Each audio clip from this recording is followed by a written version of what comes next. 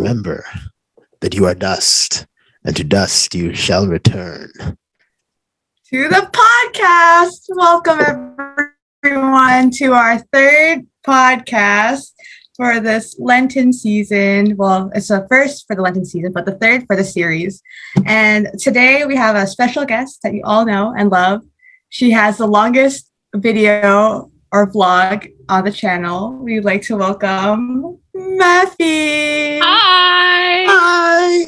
I feel like every time I say hi and I do it in a high-pitched voice, someone makes fun of me for doing it. So to all of you who just made fun of me for it, hello. There's like an army of commenters. Oh my gosh, why is this Valley girl like in my video vlog stream?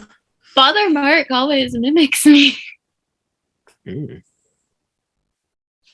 Imitation's like a good thing, I guess. I don't know. So what are we talking about today, Marianne? Well, because it's Lenten season, let's talk about Lent. Oh boy, that's a pretty big subject. Very broad. Weighty. There's a lot to say.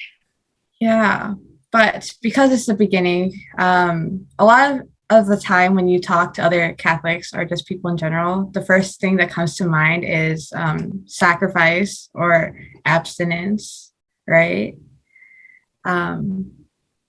Very broad question, but are you guys observing that practice?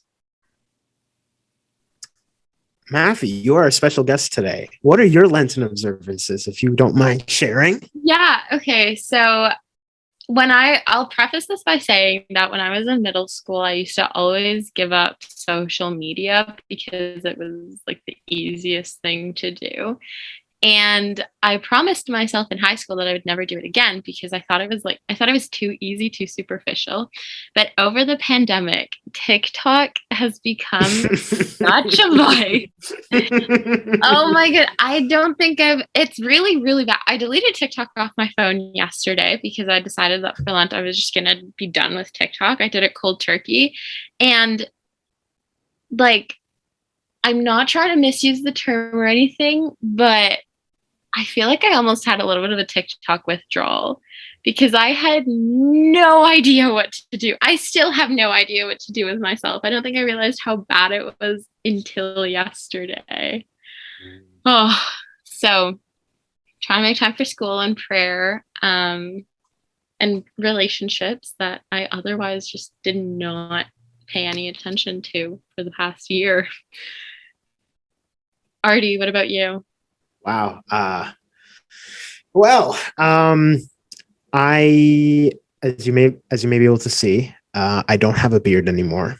And the reason for that is because I realized over the past 4 or 5 years, I've kind of on and off grown a beard and then shaved it off, grown a beard, shaved it off. And then eventually I was like, I just like the beard. It's more convenient. I don't have to shave. I can hide my double chin. You know, it's perfect. I think I look better in it. All this good stuff. And then I realized it's just like it's so a part of me now that I feel like I want to be kind of uncomfortable. I want to be like, no, I'm gonna take this thing from me that I really enjoy, that gives me a lot of confidence and blah blah blah, to kind of work on my own vanity. Because when I was younger, I didn't really care about how I looked, and then like suddenly I was like starting to care more and more and more, and then it was like being too finicky about it. So I just decided, what the hey, shave it off, keep it off for all of Lent, and maybe that'll help me kind of be more comfortable with myself. And we'll see what happens there. I'm also trying to kind of limit my time on social media because I realized, on my work days, I'm just getting nothing done. I'm spending like 8 hours either playing video games or just scrolling through the internet aimlessly, doom scrolling about some calamity somewhere, instead of, doing the things I should be doing or doing the things that bring me fulfillment and joy and happiness and all those things. So we'll see how that goes.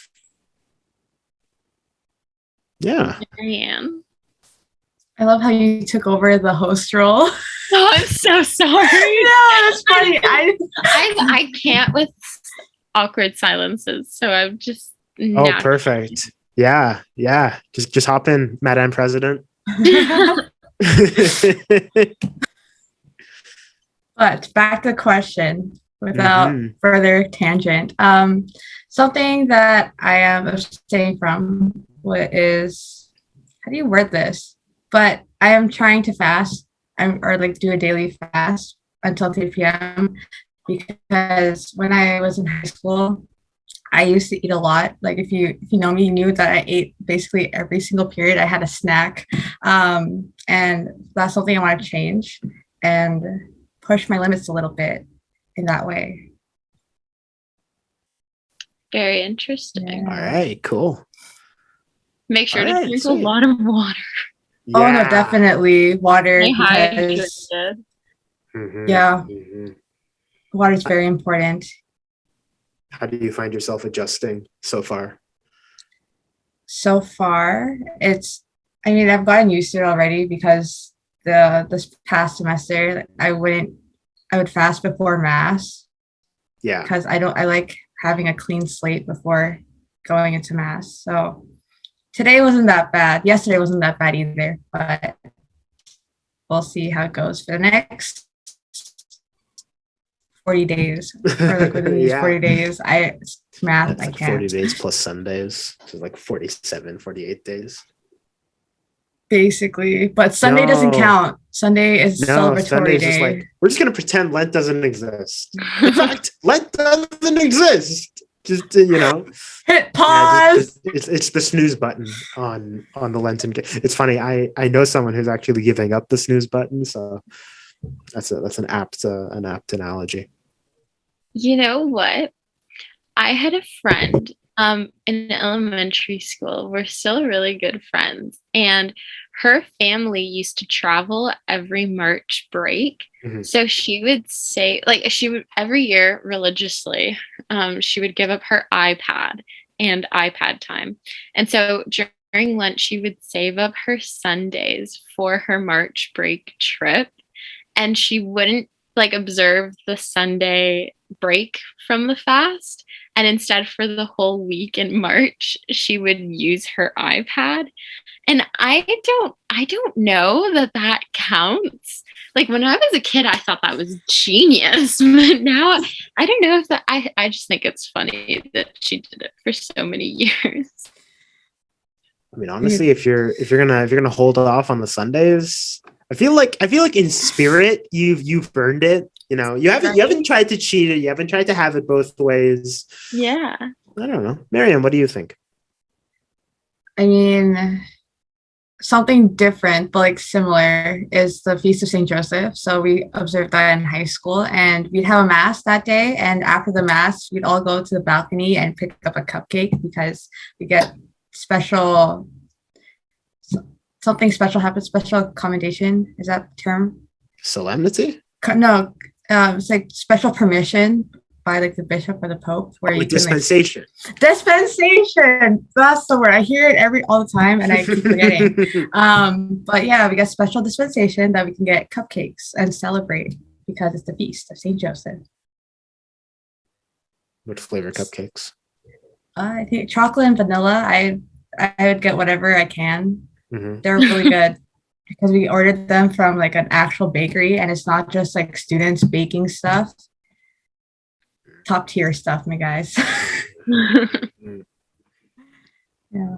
So chocolate or vanilla? I think chocolate, if I don't really remember. You think? Which would you prefer? And all else being equal.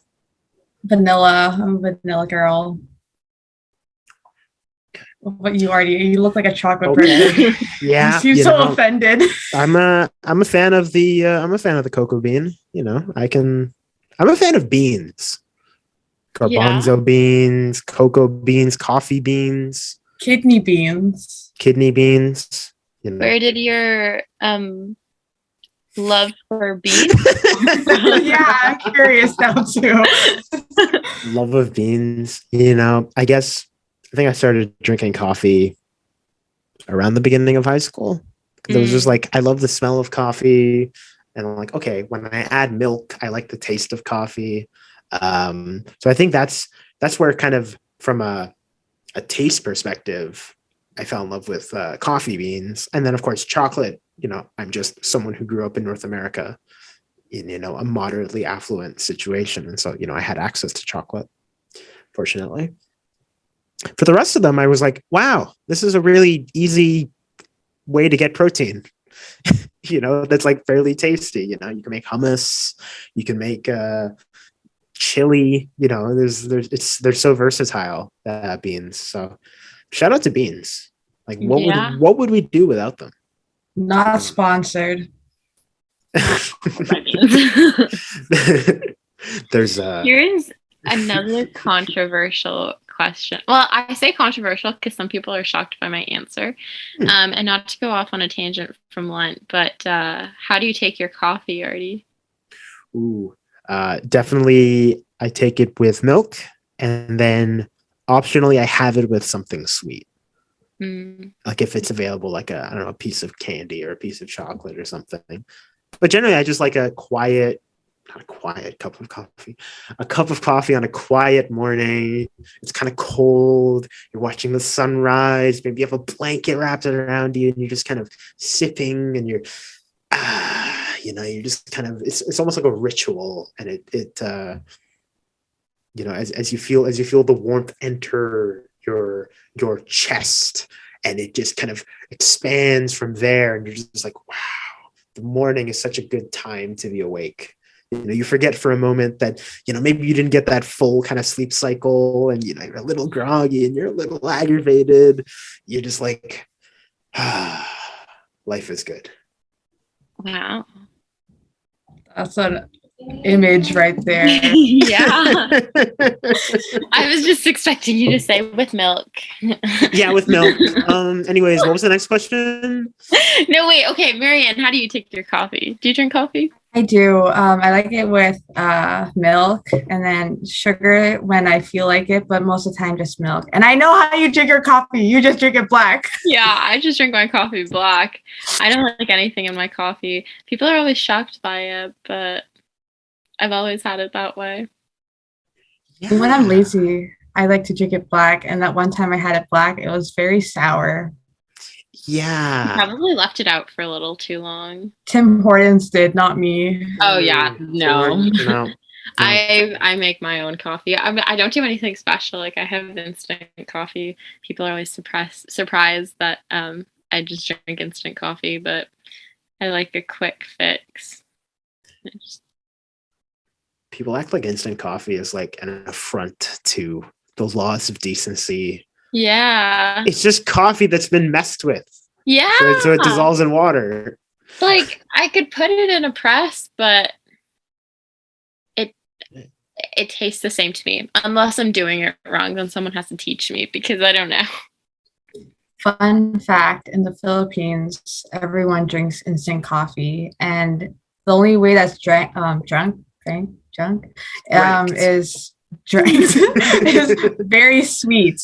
Like, you'd see the coffee, the instant coffee is like white. Yeah. What? It's no, white. We do espressos back in Peru. People drink it. I guess no. You see espressos more than just like a regular cup of coffee. Where is Peru? Is it the West Coast? It's the West Coast of South America? Yeah, it's the West. It's on the Pacific. Is it on that curved part? My goodness. You got this like chunky Brazil, and then you got like Argentina and Chile. And then over here you have like Peru is right above Chile. Okay. So is it like a string, or is it like a chunk? It's more of a chunk. Okay. String. Okay. I thought Peru was a stringy boy. Okay. No. It's a little bit more of a chunk, but it's a slim chunk. It's not as chunky as Brazil. Okay, so it's like a slim chunk. Okay. Yeah.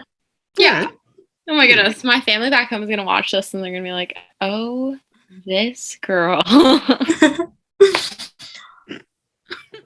Thanks, Artie. Yeah, of course. I'm always happy to cause family drama. Do that's actually that brings us back to beans. Do lima beans come from Lima, or No, do they come from I don't somewhere else? know. Dang, Someone Oh, else? But do you somewhere want her mind else. That's blown? someone else. John McLima invented the lima bean. Let me blow your mind for a moment, unless someone else is already blown up. Okay. This is another controversial thing. I am just giving you guys a controversial podcast. Potatoes. Where are potatoes from? The ground. Country. Give me a country. Ireland. No. Oh wow. They're from Peru. They originate in Peru. No Most variety of fucking potatoes. way. They How made did- their way to Europe through like colonialism and stuff. Ships. Yeah, exactly. And they're because we studied this last year in History 291. For all of you history people, please take it. It's really good. Because there was so much imperialism and colonialism was such a big thing in Europe for so long. There was a lot of trade within Europe using like products from colonies. So things from South America, North America, Asia, Africa, all kind of intermixed in Europe and made their ways to different places. That is And so cool. Ireland just happened to be the best, I guess, climate to grow potatoes in. And so they ended up in Ireland. And now people attribute potatoes to Ireland, but they're actually from Peru. You can look it up and I will be right. Fun fact, when I did my exchange in the US, we went to Idaho, and they claim that they're the potato state. They're like the originator of the potato. Fake news. They're like the originator of the Idaho potato. They have like a trademark on it, right? Possibly. But not the potato as a potato. Does the potato have a certain etymology to like earlier Peruvian cultures or I have no idea. That I can't tell you. Because that's such a fun word. Potato. You know? I wouldn't think so. But because the word for potato in Spanish is papa. But that's not very close to potato. One time I was in I was in Rome on a pilgrimage for Holy Week, and we were visiting the Vatican one day, and you'll have to help me with the Romance languages, Maffy. They were saying blah, blah, blah, like, I don't know, long live the Pope, and it was like something il Papa, and they said don't say la Papa because that's the potato. Long live the potato. And some of us still got it wrong. Yeah. No, that reminds me. This one time, my dad used to travel a lot when I was younger because he did a lot of business in South America, and he went to this restaurant once, and like some of the bigger restaurants, because Peru is really well known for their food. They'll have an English translation of the dish right underneath. And so there's this one really popular dish called papa la huancaína, which is just like boiled potatoes with this, it's, to put it plainly, it's kind of like a cheese sauce, but it's not your regular like nacho cheese. It's different. Okay. The translation was Pope with huancaína. We got a good kick out of that. Yeah. It's like when was this? Like approximately? Maybe like 7-8 years ago. Yeah. Old, probably Google Translate or something. Yeah, totally. Well, on the topic of potatoes, like potatoes are fairly plain. Like they're fairly Like they're a completely blank slate. You can do so much with them, but on their own, they're kind of just like they're kind of like lacking almost. How is that? How can a food that like is so on its own, so lifeless, be so kind of versatile and be used like everywhere, basically? What's up with that? Like, who was like, I got this really disgustingly bland piece of food. I'm gonna boil it for an hour to make it less crunchy, and then I'm gonna do a bunch of fancy stuff to it to make it actually taste good. Like, who came up with that? The same goes with rice too. Yeah. It's basically all carbs. It's like you got some poor guy flooding this field so that nothing can like get into the rice and eat it all up. Like who, and you know, you get this yield and you're like, that for all that water, for all that work. It's kind of crazy how like now it's all scaled up. Now it kind of works, but like so laborious, you know. It's crazy. Like, because it's a lot like Lent in that sense, you know, because Lent is, you know, it's a lot of work if you do it right. Obviously, sometimes we make some mistakes. Yeah, we slip up, and that's for me. That's one of the beauties of the season is like, okay, I had a plan, and it's not going well. Maybe I should like leave it to God. Maybe I should just not try and drive this train. Maybe I can just be along for the ride and see how it goes. Yeah. So Lent is like rice. It requires a lot of water, especially if you don't eat until 3 p.m., Marianne. Yeah. Yeah. Remember to flood that patty, Marianne. Flood it. But it's definitely water is important. You need to drink water regardless. If you're not, yes, I'll get my Nalgene right now. Oh boy. 1 liter or 2 liters, you need to be drinking your water. Never asked to be the world's best uncle, but here I am, absolutely crushing it. Well, anyways, unfortunately, this concludes our podcast for today.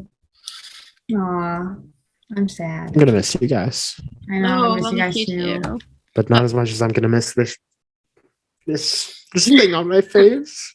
It'll be okay, Artie. Leave it to God. Leave it to God. Yes. It's not. I'll be praying for you and your beard. Thank you, Marianne. Thank you. Appreciate it. And we'll be praying for all of you guys too, and all of your Lenten endeavors for the season. Amen. Yes. But us praying for you is conditional on you liking and subscribing to this channel. So if you don't do that, then we... Oh, it's not conditional? Okay, we'll still be praying for you guys. But we would really, really appreciate it if we could get that engagement, get those numbers up. By the end of the quarter, we got to synergize and market and branding and corporate and all that stuff. Good job, team. Let's go. Yeah. Woohoo!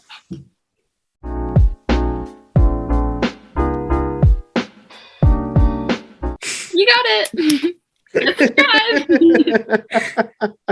Like, comment, and share. Remember when you could rate YouTube videos? Give this one a 5 stars, everyone from 2008 who's time traveled. You're still there. Take me back with you. They're like the April Fools, where every video on the front page would redirect you to the Rickroll. Yeah. Oh man, good times. I think the Rickroll is just a banging song. Like I know it's over at this point, but the Rickroll is not over unless you make it. It's not over until I start singing.